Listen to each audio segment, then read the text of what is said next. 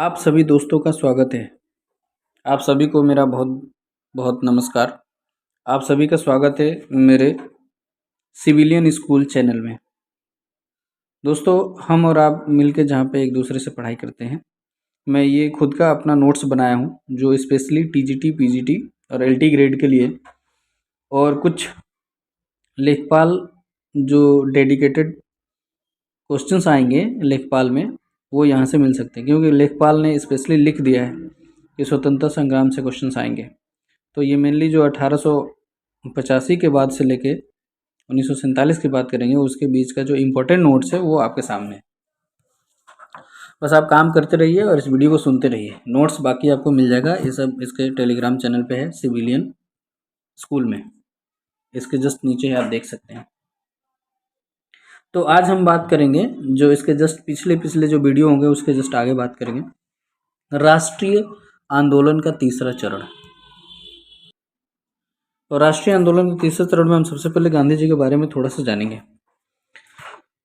2 अक्टूबर 1869 में इनका जन्म हुआ था, पोरबंदर में। सुदामापुरी जगह का नाम था, काठियावाड़ जो कि गुजरात में है। इनके पिताजी करमचंद गांधी थे, जिनको काबा गांधी भी कहा जाता है, और ये पहले दीवान थे। इनकी माता पुतली बाई हैं, जो कि करमचंद गांधी जी की तीसरी पत्नी थी। करमचंद गांधी राजकोट के प्रधानमंत्री भी रहे, वजीर जिसको दीवान कहते हैं। पोरबंदर एंड बीकानेर के भी पीएम रह चुके थे इनके पिताजी। गांधी जी का जो शादी हुआ था कस्तूरबा गांधी जी के साथ, वो 1883 में हुआ था, और इनके पुत्र 4 थे, हरिलाल, मणिलाल, रामदास, केशवदास। गांधी जी का जो दाह संस्कार किए थे वो रामदास थे। ये क्वेश्चन पीजीटी में आया हुआ था। 1888 में 3 वर्ष के लिए बैरिस्टर की पढ़ाई पढ़ने के लिए लंदन गए थे। तो 1888 में गए और 1891 में वापस आए। भारतीय मूल के दक्षिणी अफ्रीका दादा अब्दुल्ला का केस लड़ने के लिए 1893 में ये दक्षिण अफ्रीका गए थे, और 22 वर्ष रहे थे वहाँ पे। अफ्रीका में पहली बार सत्याग्रह का प्रयोग किया था। नटाल इंडियन कांग्रेस भी अफ्रीका में ही खोला। टॉलस्टॉय फॉर्म भी अफ्रीका में है, और फिनिक्स आश्रम भी अफ्रीका में है, गांधी जी के द्वारा खुल गया। गांधी जी ने समाचार पत्र भी, जिसमें इंडियन ओपिनियन नाम से समाचार पत्र खुला। समाचार पत्र गुजराती भाषा में, हिंदी भाषा में, अंग्रेजी भाषा में और तमिल भाषा में। ये बहुत इंपॉर्टेंट है, कौन कौन से भाषा में इनका समाचार पत्र। तो गुजराती, हिंदी, अंग्रेजी, तमिल, इसके अलावा कुछ नहीं।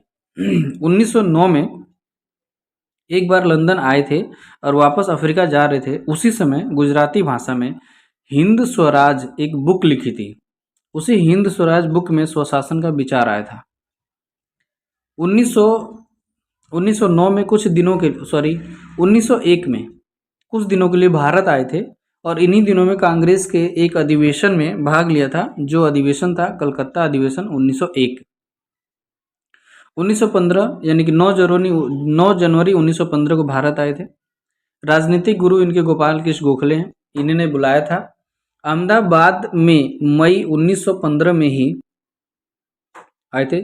साबरमती के किनारे सत्याग्रह आश्रम स्थापित किया, और निर्माण में अम्बालाल साराभाई की भूमिका रही। यानी अम्बालाल साराभाई उद्योगपति थे, तो उन्होंने पैसा वैसा दिया ताकि इनका आश्रम तैयार हुआ।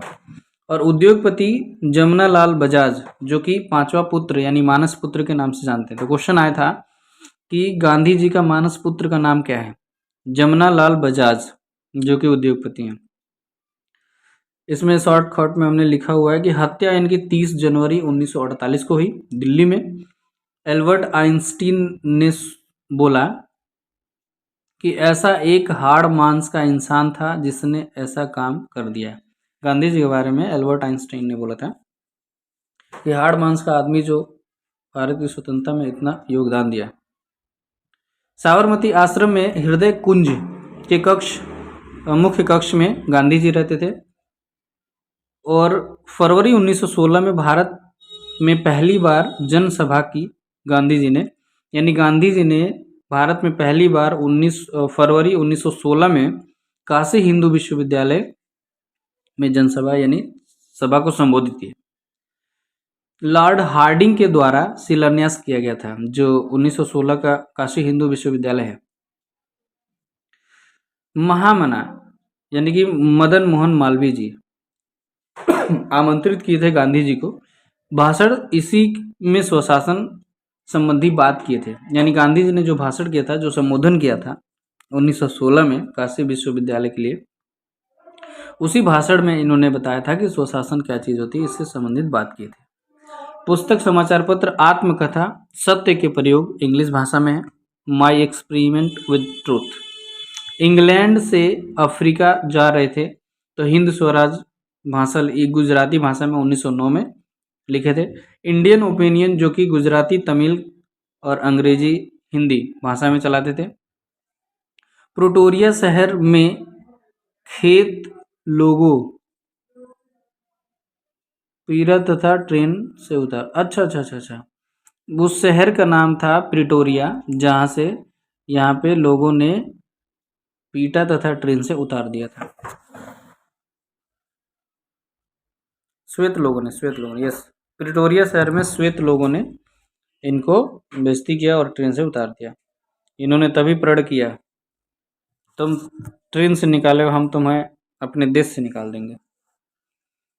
नवजीवन की बात करें तो यंग इंडिया जो 1933 तक निकलते थे, मतलब यंग इंडिया 1933 तक निकालते थे। नवजीवन निकाले थे। हरिजन, उपाधि, सार्जेंट, केसरे हिंद, महात्मा, ये सब इनकी उपाधियां हैं। महात्मा किसने बोला था? रविन्द्रनाथ टैगोर ने चंपारण सत्याग्रह की सफलता पर इन्होंने बोला था। और चंपारण सत्याग्रह ही भारत में पहला सत्याग्रह है, जो कि मिस्टर कोई राजकुमार शुक्ल थे, उन्होंने बुलाया था। क्योंकि राजकुमार शुक्ल 1916 में आया था लखनऊ, और लखनऊ में गांधी जी से मुलाकात हुई। उस समय इन्होंने बताया कि वहाँ के किसानों की हालत ऐसी बर्बरता है, तो चंपारण गए। अर्धनंगा फकीर गांधी जी को किसने बोला था? फ्रैंक मोरिस सबसे पहले।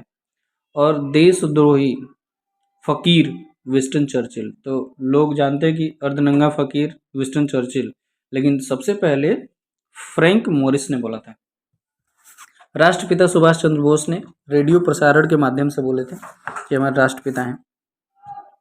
मलंग बाबा पश्चिमोत्तर क्षेत्र में बलूचियों के द्वारा बोला गया, यानी कि गांधी जी को मलंग बाबा बोलते हैं, राष्ट्रपिता बोलते हैं।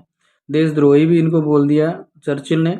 अर्धनंगा फकीर फ्रैंक मोरिस ने बोल दिया। महात्मा गांधी को रविन्द्रनाथ टैगोर ने राष्ट्रपिता भी, सॉरी, महात्मा बोला रविन्द्रनाथ टैगोर ने और राष्ट्रपिता बोला सुभाष चंद्र बोस ने। ये सारी इनकी ये सब उपाधियां हैं। मलंग बाबा बलूचियों ने, जो कि पश्चिमोत्तर बलूचियों ने बोला था। One man boundary force Lord Mountbatten ने बोला था गांधी जी को। One man boundary force Lord Mountbatten. Note, Gandhi ji के सत्याग्रह राम राज्य के दो आधार थे, सत्य एवं अहिंसा। उद्योग के अंतर्गत गांधी जी कुटीर उद्योग यानी ग्रामीण के समर्थक थे, भारी औद्योगिकरण के नहीं। गांधी जी उद्योगपतियों को एक ट्रस्टी के रूप में वर्णित करते थे। इस संदर्भ में उन्होंने ट्रस्टीशिप का सिद्धांत दिया, जिसको न्यास का सिद्धांत कहा जाता है। गांधी जी निचले स्तर तक लोकतंत्र के समर्थक थे, अर्थात ग्राम सभा के समर्थक थे, और उनके इस विचार को संवैधानिक यानी संविधान के आर्टिकल 40 में महत्व दिया गया।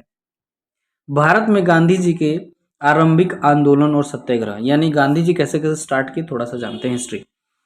चंपारण सत्याग्रह हम जानते हैं 1917 में। यह बिहार के चंपारण में 3 कठिया सिस्टम से ग्रसित किसानों की समस्या थी, जिसे अंग्रेज बगान मालिक उनकी भूमि पर अनिवार्य रूप से 3 कट्ठा में यानी बिस्सा, कट्ठा मतलब बिस्सा, यानी कि 1 बीघा में 3 कट्ठा यानी 3 बिस्सा पर नील की कृषि करने के लिए, इसीलिए बोलते हैं 3 कठिया सिस्टम। बात देखिए, राजकुमार शुक्ल ने चंपारण की समस्या से गांधी जी को अवगत कराया था।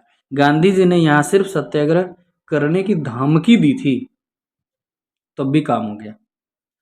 दूसरा इनका था खेड़ा सत्याग्रह। खेड़ा जो कि गुजरात में, यह गुजरात के खेड़ा जिले में किसानों से संबंधित था, जो कि अकाल पड़ने के कारण लगान की माफी की मांग कर रहे थे। गांधी जी ने भारत में पहली बार सत्याग्रह शांतिपूर्ण अहिंसक धरना प्रदर्शन किया। यानी यहाँ पे शांतिपूर्ण अहिंसक धरना प्रदर्शन किए, और यहाँ पे सिर्फ चंपारण में सिर्फ धमकी मात्र दिए थे।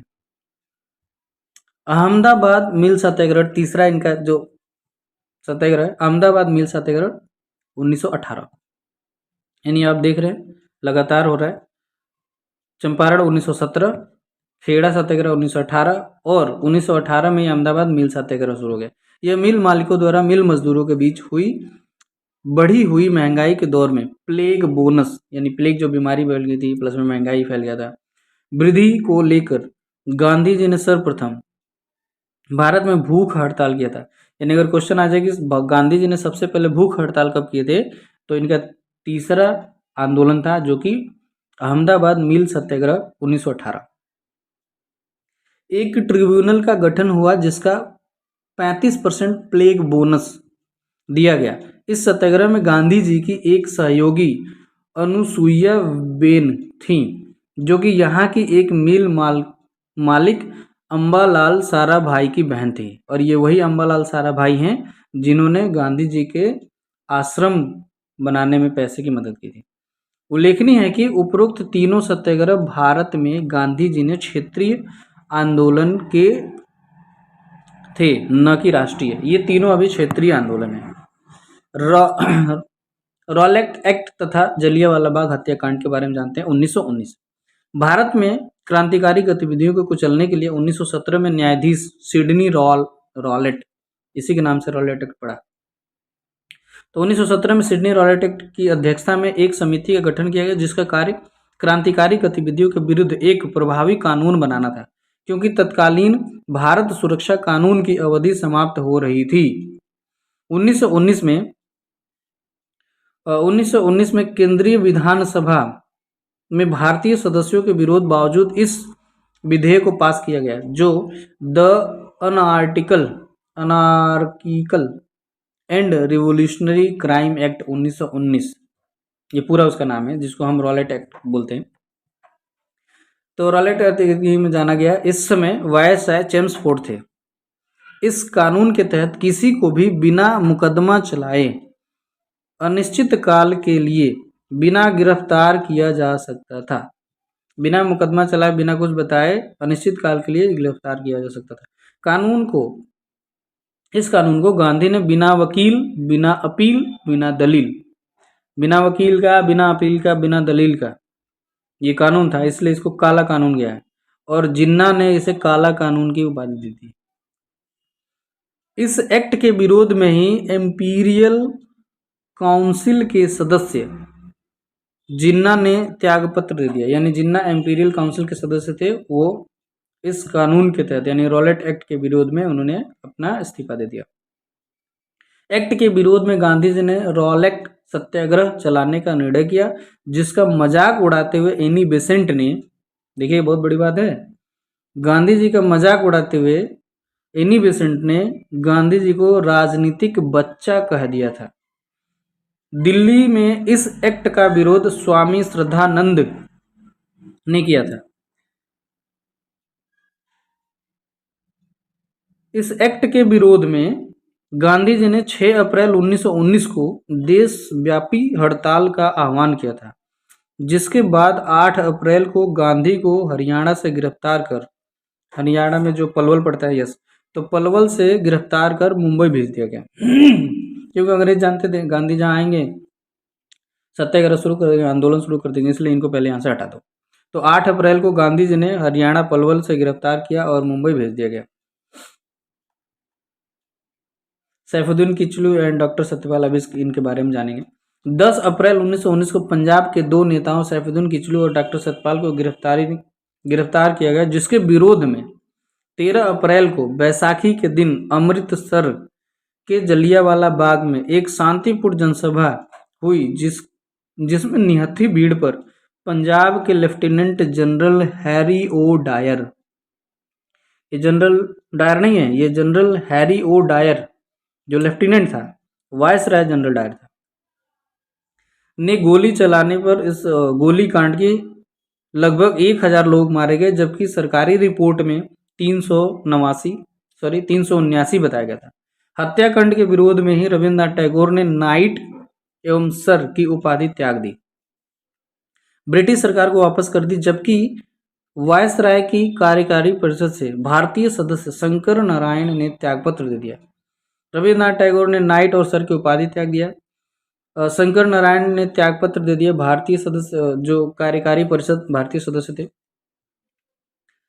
ब्रिटिश सरकार इस सत्याग्रह की, इस हत्याकांड की जांच के लिए ब्रिटिश सरकार ने हंटर कमेटी का गठन किया था। एक हंटर कमेटी जो एजुकेशन में 1882 में आई थिंक है, ये हंटर कमेटी कुछ और है। तो यानी कि हत्याकांड की जांच के लिए हंटर कमेटी का गठन किया गया, जिसमें 3 भारतीय चिमनलाल सीतलवाड़ तथा जगत नारायण और साहबजादा सुल्तान शामिल थे। साइड में तीनों का नाम लिखा हुआ है, आप देख सकते हैं। चिमनलाल, जगत नारायण, साहबजादा। चिमनलाल सीतलवाड़, जगत नारायण और साहबजादा शामिल थे, जबकि कांग्रेस के महामना मदन मोहन मालवीय अध्यक्ष के रूप में 9 सदस्यीय आयोग गठन किया, जिसमें गांधी जी को भी शामिल किया गया था, यानी गांधी जी भी शामिल थे। जो हंटर कमेटी के रिपोर्ट को निर्लज्ज लीपापोती का नाम दे दिया है हंटर कमेटी को। हंटर कमेटी निर्लज्ज कमेटी के रूप में, यानी किसने बोला, तो गांधी जी ने बोला कि हंटर कमेटी निर्लज्ज कमेटी है। खिलाफत आंदोलन की बात करें, अब गांधी जी क्या करेंगे, अपना रुख अपनाएंगे। तो प्रथम विश्व के समाप्ति के बाद इंग्लैंड में तुर्की खलीफा साम्राज्य के विघटन का निश्चय किया गया, जिसमें भारतीय मुसलमानों की सहानुभूति तुर्की के साथ जुड़ गई। तुर्की के विभाजन के निर्णय के विरुद्ध शौकत अली तथा मोहम्मद अली, जिनको अली बंधु कहते हैं, शौकत अली और मोहम्मद अली दोनों भाई थे, अली बंधु के रूप में खिलाफत आंदोलन का प्रारंभ किया। खिलाफत आंदोलन के कुछ अन्य नेता रहे। तो दोस्तों आज यहीं तक रहने देते हैं, फिर नेक्स्ट वीडियो में स्टार्ट करेंगे। तो खिलाफत आंदोलन हम नेक्स्ट टाइम से करेंगे। आज यहीं तक। आप सबको बहुत बहुत धन्यवाद। आप लोग का आई होप कि आप लोग का बहुत अच्छा रिवीजन हो रहा होगा। ये नोट्स अगर चाहिए तो इस वीडियो के नीचे लिंक है, उस टेलीग्राम से आप जुड़ जाइएगा, वहाँ पे सारे नोट्स मिल जाएंगे। आप वहीं पे पढ़ लीजिए या फिर प्रिंट आउट करा लीजिए। खुद से नोट्स बनाया हुआ है स्पेशली टीजीटी पीजीटी के लिए, बाकी इससे सारी वनडे एग्जाम तो क्लियर हो ही जाएंगे। Thank you so much. आप सबको सिविलियन स्कूल में इतना समय देने के लिए धन्यवाद।